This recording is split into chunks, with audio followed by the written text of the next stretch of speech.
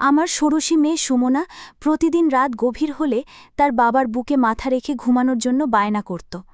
তার এই আবদার দেখে আমার স্বামীও আদরের মেয়েকে কাছে টেনে নিত। আমি তাদের এই অপূর্ব স্নেহ আর ভালোবাসার সম্পর্ক দেখে মনে মনে খুব আনন্দিত হতাম। এর একটি কারণ ছিল, আমি নিজে কখনো বাবার ভালোবাসা পাইনি।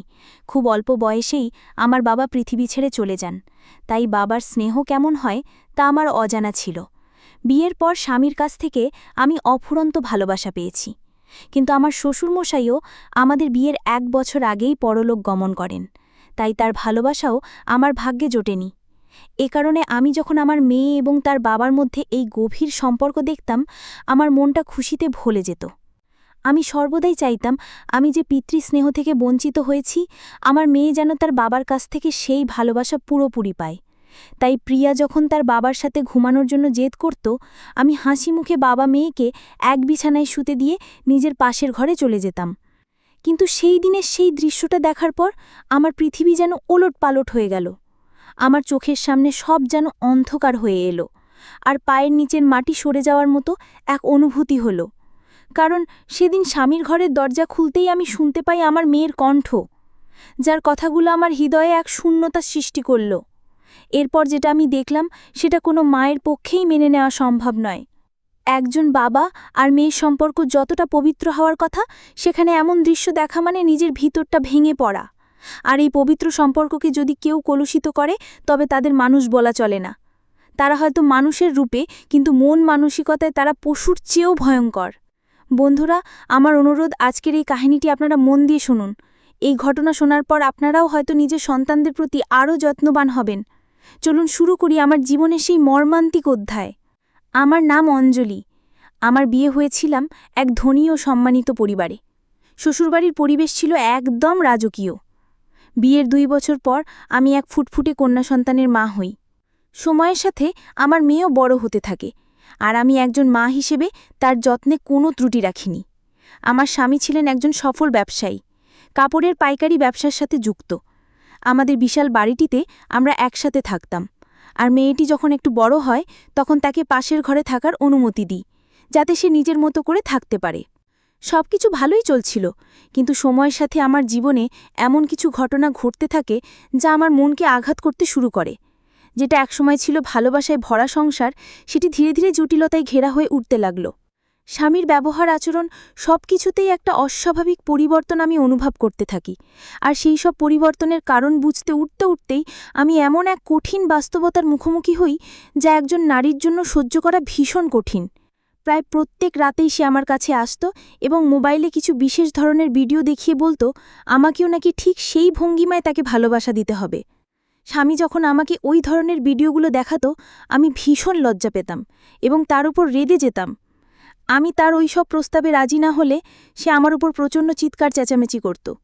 এমনকি এক রাতে তার চাহিদা এতটাই বেড়ে গিয়েছিল যে সে একটি ভিডিওতে যেভাবে একটি মেয়ে একটি ছেলেকে আদর করছিল, ঠিক সেভাবেই আমাকে তার সঙ্গে আচরণ করতে বাধ্য করতে চাইল। আমি এই ধরনের নোংরামিতে রাজি না হওয়ায় সে আমার উপর ভয়ানকভাবে চিৎকার শুরু করে দেয়। আমাদের দুজনের চিৎকারের শব্দ শুনে আমাদের তরুণী মেয়ে প্রিয়া ঘরের ভেতর চলে আসে এবং জিজ্ঞেস করে, আমরা এত রাতে কেন এমন ঝগড়া করছি। মেয়েকে দেখা মাত্র আমি ভীষণ ঘাবড়ে গিয়ে বললাম, প্রিয়া, তুমি আমাদের জন্য চিন্তা করো না মা, তুমি নিজের ঘরে গিয়ে শুয়ে পড়ো।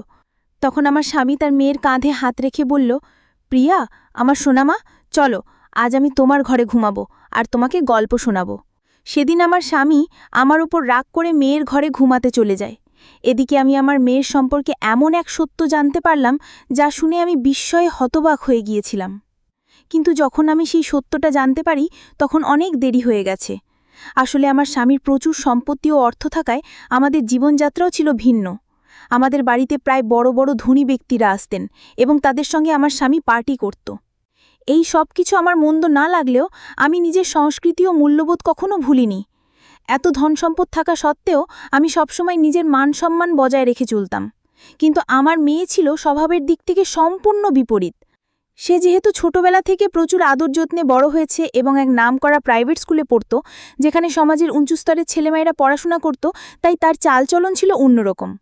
আমার মেয়ে প্রায়ই তার বন্ধুদের সঙ্গে গাড়িতে করে ডিস্কো ক্লাবে যেত এবং সেখানে তাদের সাথে উদ্দাম আনন্দে মেতে উঠত। প্রিয়াকে তার বাবা অনেক বেশি স্বাধীনতা দিয়ে রেখেছিল, যা আমি একদমই পছন্দ করতাম না। এমনকি প্রিয়া আমাকে পড়াশোনার নাম করে মিথ্যে কথা বলে তার ছেলে বন্ধুদের সঙ্গে ক্লাবে চলে যেত, এবং সেখানে গিয়ে যা করত তা শুনলে আপনারাও চমকে উঠবেন। আসলে প্রিয়া ওই বয়সেই তার ছেলে বন্ধুদের সঙ্গে ক্লাবে গিয়ে ঘনিষ্ঠ সম্পর্কে লিপ্ত হতো এবং বিকৃত আনন্দ উপভোগ করত। অন্যদিকে আমার স্বামী প্রায় প্রত্যেক রাতেই আমার সঙ্গে তার ইচ্ছে মতো সম্পর্ক করার জন্য ঝামেলা করত।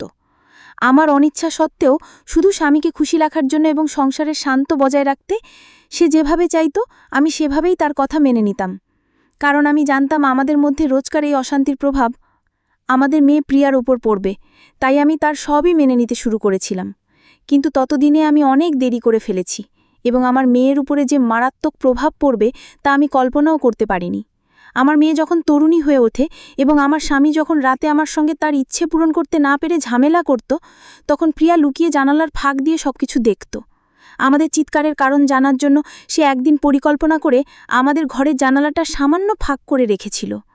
সেদিনও রাতে যখন আমার স্বামী আমার সঙ্গে ঝামেলা করছিল, আমি বাধ্য হয়ে তার পছন্দের একটি ভিডিও দেখে তারপর তার সঙ্গে ঘনিষ্ঠ হয়েছিলাম। আমাদের স্বামী স্ত্রীর সেই ব্যক্তিগত মুহূর্ত আমার মেয়ে নিজের চোখে দেখে ফেলেছিল এবং এটাই তার কচি মনে এক ভয়ঙ্কর প্রভাব ফেলেছিল। আমাদের ঘরের পাশেই ছিল প্রিয়ার ঘর এবং দুটি ঘরের মাঝে একটি কাঠের জানালা ছিল, যেটা সে ইচ্ছে করেই ফাঁক করে রেখেছিল। নিজের চোখে আমাদের স্বামী স্ত্রীর মধ্যকার সেই গভীর ও ব্যক্তিগত সম্পর্ক দেখার পর থেকে সে তার নিজের বাবাকেই এক অন্য দৃষ্টিতে দেখতে শুরু করে।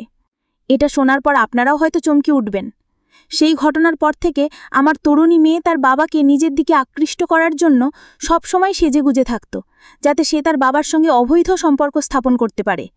আমি বা আমার স্বামী কেউই কল্পনা করতে পারিনি যে আমাদের মধ্যকার সম্পর্ক দেখে আমার মেয়ের মনে এমন বিকৃত ইচ্ছার জন্ম হবে।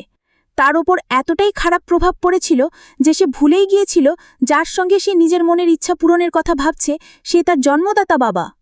এরপর থেকে প্রিয়া প্রত্যেক রাতে তার বাবার সঙ্গে শোয়ার জন্য বায়না করত। সে সবসময় তার বাবার আশেপাশে ঘুরঘুর করত এবং প্রতিটি কাজে বাবার কাছে গিয়ে আবদার করত। এমনকি একদিন প্রিয়া তার বাবাকে বলল যে সে তার সঙ্গে একা সিনেমা দেখবে। আমার মনে কোনো সন্দেহই আসেনি যে প্রিয়ার মনের ভেতর এমন একটা নোংরা চিন্তা বাসা বেঁধেছে যা তার মনুষ্যত্বকে শেষ করে দিচ্ছে। সেদিন সিনেমা হলে গিয়ে প্রিয়া সমস্ত সীমা অতিক্রম করে ফেলেছিল। সে তার বাবার কোলে বসে পড়েছিল। এরপর থেকে সে স্কুলেও যাওয়া বন্ধ করে দেয় এবং সারাক্ষণ তার বাবার পেছনেই ঘুরে বেড়াত। আমি স্বপ্নেও ভাবতে পারিনি যে প্রিয়ার মনে এই ধরনের কিছু চলছিল, আর আমি বোকার মতো বাবা মায়ের এই ঘনিষ্ঠতা দেখে মনে মনে খুশি হচ্ছিলাম। এভাবে কিছুদিন কেটে যাওয়ার পর একদিন দুপুরে আমি যখন বাড়ির কাজের লোকদের সঙ্গে কিছু কাজ গোছাচ্ছিলাম, তখন সব কাজ শেষ করে আমি দোতলার ঘরে যাই। আমাদের ঘরের ভেতর প্রবেশ করতেই যে দৃশ্য আমি দেখলাম তাতে আমার পায়ের তলার মাটি যেন সরে গেল। আমি দেখলাম আমার স্বামী তার আদরের মেয়েকে একটি চড় মেরে বলছে, আমি তোর বাবা হই, আমার সঙ্গে এই ধরনের অশ্লীল কথা বলতে তোর লজ্জা করল না? আমি তখন কিছুই বুঝতে পারছিলাম না যে আমার স্বামী কেন তার একমাত্র আদরের মেয়ের গায়ে হাত তুলেছে। পরে জানতে পারলাম আমার স্বামী মেরেছিল কারণ প্রিয়া তার বাবার কাছে ঘনিষ্ঠ হতে চেয়েছিল। আমার স্বামী যখন প্রিয়ার নোংরা ইশারা বুঝতে পারে তখন সে নিজের রাগ সামলাতে না পেরে প্রিয়ার গায়ে হাত তোলে। সেদিন রাতে আমার স্বামী গোপনে আমাকে প্রিয়ার ব্যাপারে সব কিছু খুলে বলে। তারপর সেদিনই আমি ও আমার স্বামী সিদ্ধান্ত নিই যে এই মেয়েকে আর বাড়িতে রাখা নিরাপদ নয়। যত তাড়াতাড়ি সম্ভব একটি ভালো ছেলে দেখে ওর বিয়ে দিতে হবে। সেই দিন থেকেই আমার স্বামী প্রিয়ার জন্য ভালো পাত্র খুঁজতে শুরু করে এবং সেই ঘটনার 20 দিনের মধ্যেই মেয়ের বিয়ে ঠিক করে ফেলে। কারণ আমরা বুঝতে পেরেছিলাম প্রিয়ার মনের মধ্যে যে বিষ প্রবেশ করেছে তার একমাত্র ঔষধ হলো বিয়ে। যখন সে তার স্বামীর ভালোবাসা ও আদর পাবে তখন সব কিছু ঠিক হয়ে যাবে এবং সে নিজের ভুল বুঝতে পারবে। আমি কিন্তু প্রিয়াকে কোনোদিনই জানতে দিইনি যে সে তার বাবার সঙ্গে যে নোংরামি করতে চেয়েছিল সেই বিষয়ে আমি অবগত। কারণ আমি জানি আমার মেয়ে যদি জানতে পারে যে সে তার এই বিকৃত মনোভাবের কথা আমি জানি, তাহলে সে একদিন নিজের কাছেই নিজে লজ্জিত হবে এবং হয়তো লজ্জায় নিজের কোনো ক্ষতি করে বসবে। তাই আমি তাকে এই বিষয়ে কিছুই জানতে দিইনি। এরপর আমরা খুব তাড়াহুড়ো করে আমাদের মেয়ের বিয়ে দিয়ে দিই। এখন সে তার স্বামীর ভালোবাসা পেয়ে অনেক সুখে আছে এবং নিজের জীবন নিয়ে ব্যস্ত। আশা করি আপনারা সবাই বুঝতে পেরেছেন যেসব বাবা মায়ের তরুণ বা তরুণী সন্তান আছে তাদের কতটা সাবধানে থাকা উচিত। নইলে আমরা আমাদের মেয়েকে নিয়ে যেই বিভীষিকাময় পরিস্থিতির সম্মুখীন হয়েছিলাম সেরকম পরিস্থিতি মুখোমুখি আপনাদেরও হতে পারে যদি আপনারা যথেষ্ট সতর্কতা অবলম্বন না করেন। আমি স্বামী স্ত্রীর মধ্যকার কোন ব্যক্তিগত আচরণের কথা বলতে চাইছি তা আপনারা নিশ্চয়ই বুঝতে পারছেন। তাই সতর্ক থাকুন, সুস্থ থাকুন এবং চেষ্টা করুন যাতে আপনাদের জীবনে কখনো এই ধরনের পরিস্থিতি না আসে। বন্ধুরা, আজকের গল্পটি এখানেই শেষ করছি। গল্পে কোনো ভুল ত্রুটি হয়ে থাকলে ক্ষমা করে দেবেন।